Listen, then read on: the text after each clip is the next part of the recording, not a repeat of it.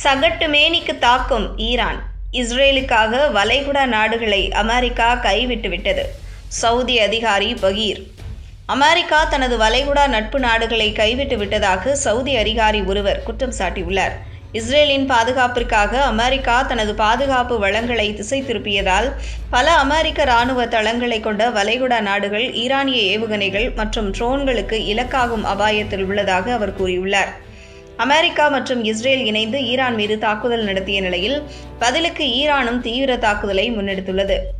குறிப்பாக ஐக்கிய அரபு அமீரகம், குவைத், பஹ்ரைன், வளைகுடா நாடுகளில் உள்ள அமெரிக்க தளவாடங்கள் மீது நூற்றுக்கணக்கான ஏவுகணைகள் மற்றும் ட்ரோன்களை ஏவி வருகிறது. அமெரிக்கா மற்றும் இஸ்ரேல் நடத்திய கூட்டு தாக்குதலில் ஈரானின் உச்ச தலைவர் கமேனி நேற்று முன்தினம் கொல்லப்பட்டார்.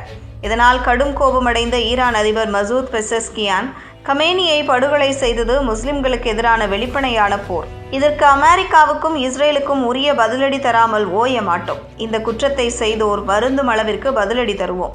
இது முஸ்லிம் நாடுகள் வரலாற்றில் புதிய அத்தியாயத்தை உருவாக்கும் என்று எச்சரித்தார்.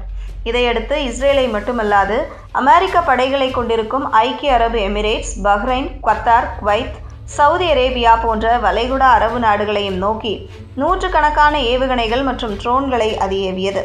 இதனால் மேற்காசியம் முழுவதும் பதற்றமான சூழல் நிலவி வருகிறது.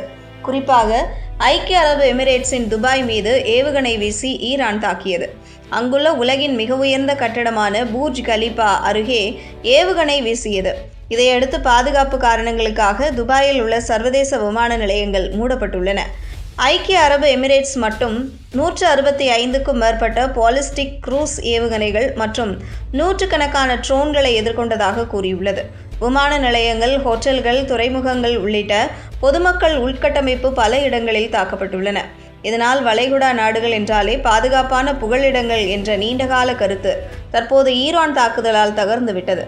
இந்த நிலையில்தான் அமெரிக்கா தனது வளைகுடா நட்பு நாடுகளை கைவிட்டு விட்டதாக சவுதி அதிகாரி ஒருவர் குற்றம் சாட்டியுள்ளார். மத்திய கிழக்கில் தொடர்ந்து பதற்றமான சூழல் நிலவி வருகிறது. இஸ்ரேலின் பாதுகாப்பிற்காக அமெரிக்கா தனது பாதுகாப்பு வளங்களை திசை திருப்பியதால் பல அமெரிக்க இராணுவ தளங்களை கொண்ட வளைகுடா நாடுகள் ஈரானிய ஏவுகணைகள் மற்றும் ட்ரோன்களுக்கு இலக்காகும் அபாயத்தில் உள்ளதாக கூறினார்.